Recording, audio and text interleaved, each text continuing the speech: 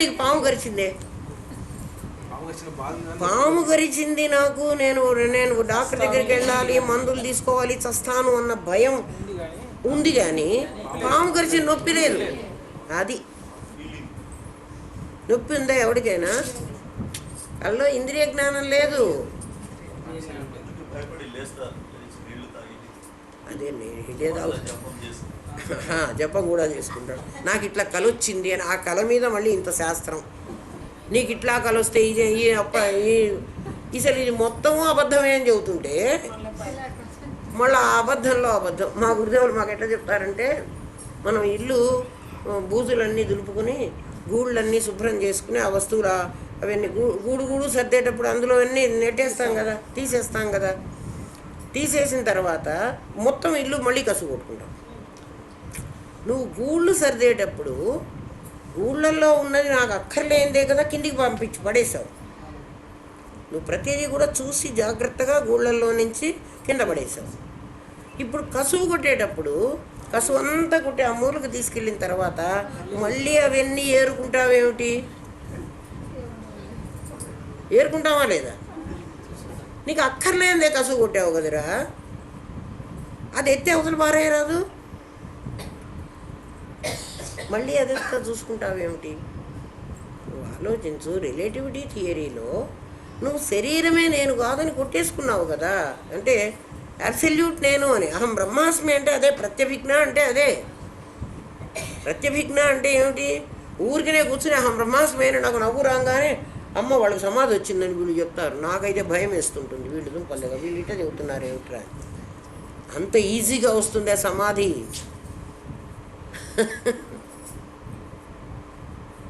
అట్లొచ్చిన సమాధి నిలబడదు కదా.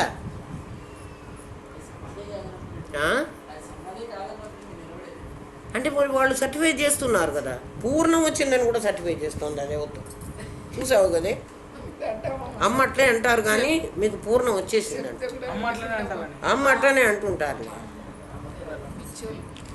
అమ్మ ఎవరిని ఒప్పుకోరు. అరే ఇంత చెప్తున్నాను, మీరు ఒప్పుకోండి. ఒప్పుకుంటారా?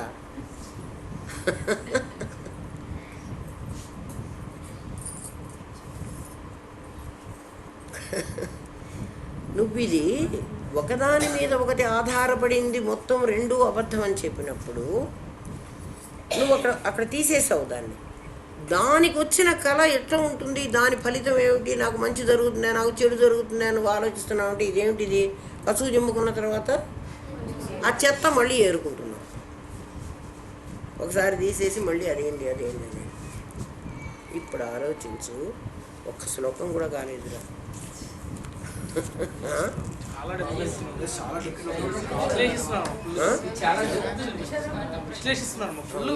మరి లేకపోతే దాంట్లో ఇంకా లేకుండా చేసేస్తున్నారు. అదే ఊడ్చకపోతే ఎట్లాగురా? నువ్వు డిస్టిల్డ్ వాటర్ అవ్వకపోతే నేను అక్కడ కలపడానికి వీల్లేదు. నేను మరి కలీల్లో డిస్టిల్డ్ వాటర్ చెయ్యాలి కదే. చెయ్యాలంటే ఆ ఆర్ఓకి ఎంత పని ఉంది, ఏం సక్కదా. చూడు, ఇంత ఒక గ్లాసు నీళ్లు అది ఆర్ఓ తయారు చేయాలంటే నీకు కనీసం ఒక మగ్గు నీళ్లు పారబోస్తుంది. పారబోస్తేనే దాన్ని డిస్టిల్డ్ చేయాలంటే ఇంకా చెప్పు. ఆర్ఓలో కూడా ఇంకా కొంత ఉంటుంది. ఇవన్నీ ఒక మగ్గు నీళ్ళు మగ్గు కాదు 2 మగ్గులు పారబోస్తే నీకు గ్లాసు నీళ్ళు వస్తున్నాయి. అది వేస్ట్ చేస్తోంది. వేస్ట్ అంటే పనికిరాని మంది తీసి పారేస్తోంది. అట్లా నీ దగ్గర తీసి పారేయకపోతే నువ్వు డిస్టిల్డ్ ఎట్లా అవుతావు? డిస్టిల్డ్ కాకపోతే నువ్వు చూడో ఆత్మనే నా ఆత్మ అని అనుకుని కూర్చుంటే నాకదేమిటి కదా. నువ్వు అట్లా వస్తే తత్వమసి అని నేను కలుపుకోను. ఆ త్వమ్ము తత్తు కాదు, ఈ త్వమ్ము నేను చెప్పే త్వమ్ము తత్తు అవుతుంది.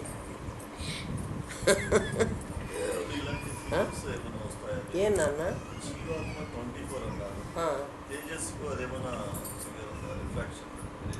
వాడి రిఫ్రాక్షన్ లేదు.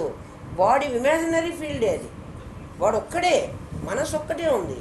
అందుకే ఇంద్రియాలు లేవు అక్కడ. ఇక్కడ ఇంద్రియాలు ఉన్నాయి కాబట్టి నువ్వు 24గా డివైడ్ చేసుకుంటున్నావు. డివైడ్ అవతలే అసలు. పరావర్తనం. పరివర్తన అంటే మళ్ళీ మార్పు. పరావర్తనం. అయ్యే పొరపాటు పడవాకండి. నేను ఆ పదాన్ని 20 సార్లు పలుకుతున్నా, మీరు గమనిస్తున్నారో లేదో. మళ్ళీ మళ్ళీ మళ్ళీ మళ్ళీ ఎందుకు పలుకుతున్నానంటే ఆ పదం యాజ్ ఇట్ ఈజ్ మీకు అట్లా రావాలి. ఇంద్రియాలు లేవు కాబట్టి నొప్పి లేదన్నారమ్మా. బాధ ఉంది అని చెప్పారు, నొప్పి లేదు. నొప్పి లేదు, బాధ మనస్సుకి. నీకు ఫీలింగ్ ఉంది, సుఖమో దుఃఖమో. పాము గరిచిన ఫీలింగ్ కల్లో ఉంది, పాము గరిచిన నొప్పి లేదు. అది గమనించు.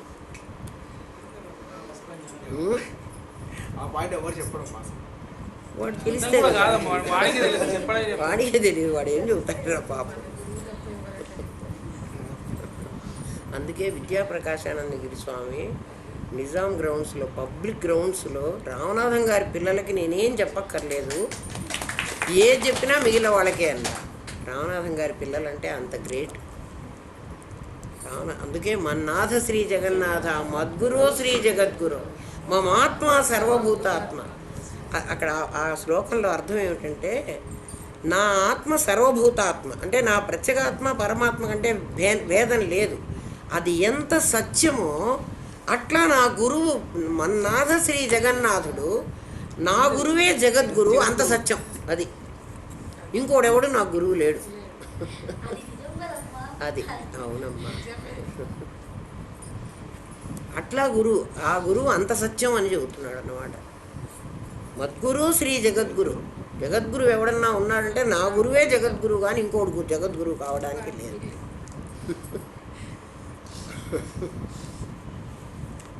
ఇంకోడు కూడా ఈ లెవెల్లో ఉంటే వాడు నా గురువే అయిపోయి ఉంటాడు. అంతే కదా.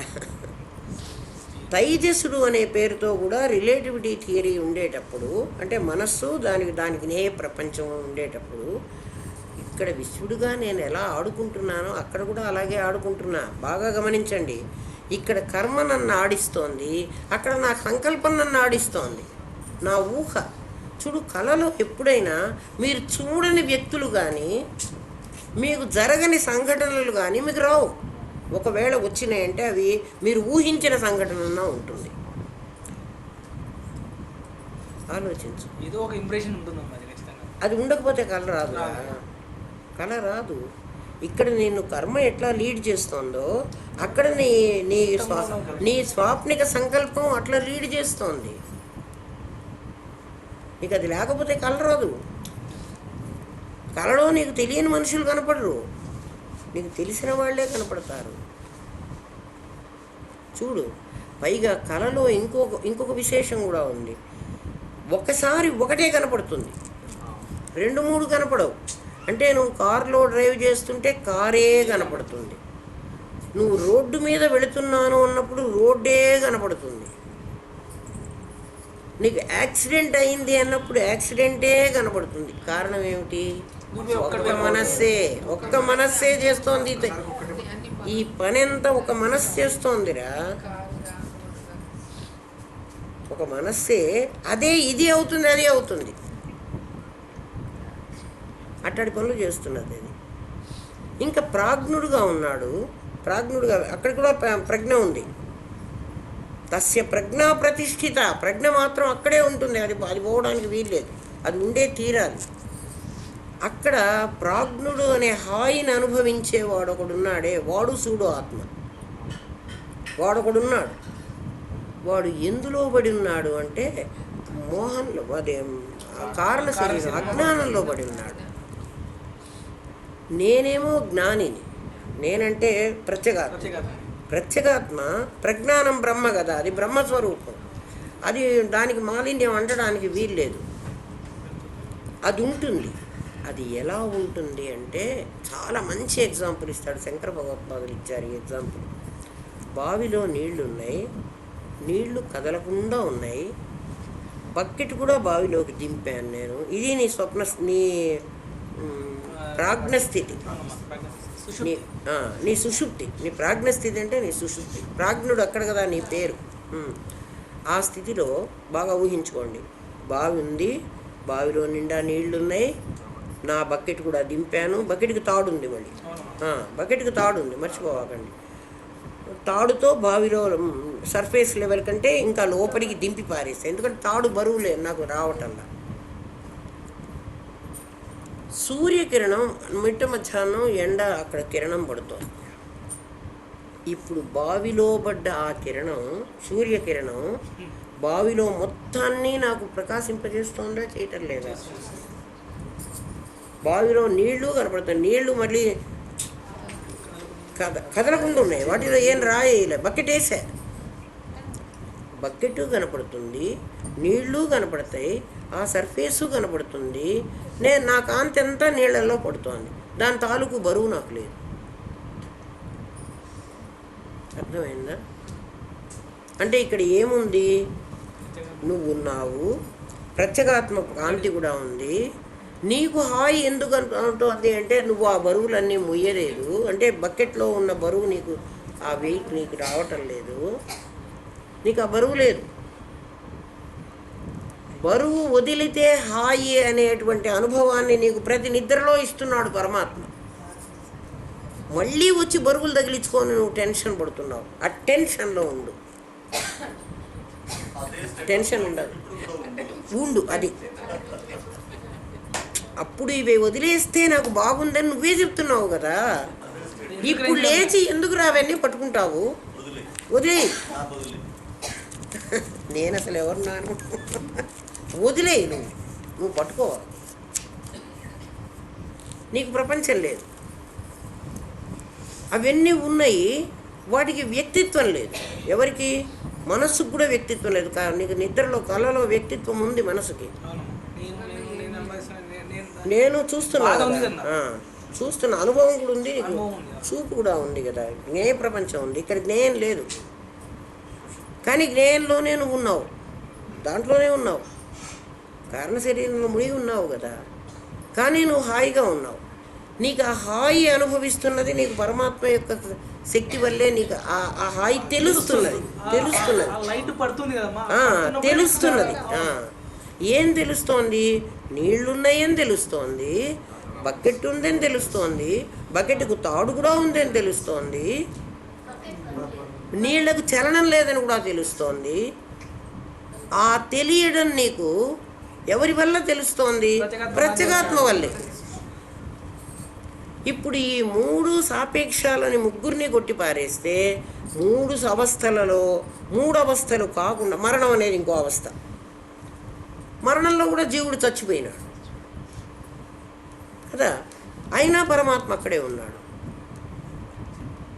పరమాత్మ అక్కడ ఉన్నాడని నువ్వు మరణంలో నాకు ఎట్లా చెప్తావు అంటే, పరమాత్మ చచ్చిన శవంలో కూడా ఉన్నాడు అని నీకు. చచ్చిన శవంలో పరమాత్మ లేడనడానికి వీల్లేదు. దానికి అది కుళ్ళుతోంది, అట్లా పక్కకు పెట్టి ఆ శవాన్ని అక్కడ పెట్టు. దానికి ఏవో ఒక కొంచెంసేపు అయిన తర్వాత దానికి చీమలు పట్టడం మొదలు పెడతాయి. ఆ చచ్చిన దాంట్లో ఏదో జీవ లేకపోతే ఆ చీమలు ఏం తింటున్నాయి? దాంట్లో పురుగు పుడుతున్నది. అట్టగే ఉంచు కాసేపు. ఆ పురుగు ఏం తిని బతుకుతోంది? ఒకటి తిని అది బతుకుతోంది అంటే ఆ బతుకుతున్నది ఆ జీవ ఉండాలి కదా. మరి చచ్చిన శరీరంలో లేదంటున్నావు నువ్వు. చచ్చిన శరీరంలో రిలేటివిటీ థియరీ ఉండడానికి అవకాశం లేదు, కానీ దాంట్లో ప్రత్యేగాత్మ అనేవాడు ఉన్నాడు. వాడు ఉండకుండా పోవడానికి లేదు. వాడు ఈ శరీరం కాల్చినా ఉంటాడు, ఎందుకంటే వాడు కాలడు. ఇప్పుడు నైనం చిందంతి శస్త్రాణి నైనం దహతి పావక నైనం క్లేదయంతాపో నా శోషయతి మారుత. అర్జున, ఇప్పుడు అర్థం చేసుకో, ప్రత్యేగాత్మని ఎవడు కలుస్తాడు, ఎవడు చంపుతాడు, ఎవడు కొడతాడు? వాడి దగ్గరికి నా తద్భాసయతే సూర్యో నా శశాంకో నా పావక యద్గత్వా నా నివర్తంతే. వాడి దగ్గరికి పోయిన వాడు వెనక్కి రాడు, అంటే వాడిని తెలిసిన వాడు ఇంకా వెనక్కి రాడు. దీని సత్యం అని నమ్మడు, ఇది అబద్ధం అని తెలిస్తే. అక్కడికి సూర్యుడు వెళ్ళలేడు, చంద్రుడు వెళ్ళలేడు. ఎక్కడికి వెళ్ళలేడు? నీ లోపలికి సూర్యుడు ఎట్లా వెళతాడు? నీ లోపలికి చంద్రుడు అగ్ని ఎట్లా వెళుతుంది? నీ ప్రత్యేగాత్మని ఎట్లా పంచభూతాలు కాల్చగలవు? ఎందుకంటే అవి కూడా మిథ్య అయిపోయినాయి. ఎట్లా మిథ్య అయిపోయినాయి? నా నుంచి వచ్చి ముక్కలే కదా అవి 8 మందిగా తయారైనారు. నా నుంచి వచ్చి నన్నే చంపుతారా అంటే నాకు పుట్టిన కొడుకు మళ్ళీ నన్నే చంపినట్టు. చంపడు, చంపలేడు. ఎందుకని? వాడు నేనే. ఏమ్మా చాలాసేపు అయింది. ఎక్కించానా ఎక్కించలే? ఖచ్చితంగా ఎక్కించారు. ఇది ఎక్కిందా? లోపలికి ఎక్కితే సంతోషం. ఇంకా కాలేదు. 64వ శ్లోకం చెప్పడానికి నాకు ఇంకా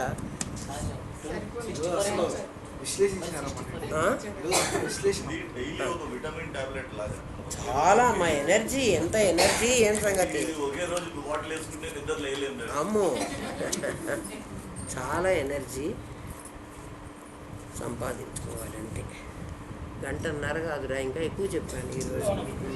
ఎందుకంటే 4 అవస్థల్లో కూడా వాడు ఉంటున్నాడు అని తెలియాలి కదా. అంతే, అదొక్కటే చెప్పాము ఇవాళ. ఓం తత్సత్. స్వస్తి ప్రజాభ్య పరిపాలయంతాం న్యాయేన మార్గేణ మహిన్మహేష. గోబ్రాహ్మణేభ్య శుభమస్తు. నిత్యం లోకా సమస్తా సుఖినో భవంతు. ఓం పూర్ణమదః పూర్ణమిదం పూర్ణాత్ పూర్ణముదచ్యతే పూర్ణస్య పూర్ణమాదాయ పూర్ణమేవావశిష్యతే. ఓం శాంతి శాంతి శాంతి. ఓం నమో బ్రహ్మాదిభ్యో బ్రహ్మ విద్యా సాంప్రదాయ కర్తృభ్యో వంశ ఋషిభ్యో గురుభ్యో నమో మహద్భ్యః. సర్వోపద్రవరహిత ప్రజ్ఞానఘనః ప్రత్యగర్థో బ్రహ్మైవాహమస్మి బ్రహ్మైవాహమస్మి బ్రహ్మైవాహమస్మి బ్రహ్మైవాహమస్మి అని ప్రత్యేగాత్మలో కూర్చో. ఇంకా నీకు ధ్యానం లేదు, నీకు పని లేదు, హాయిగా ఉంటావు.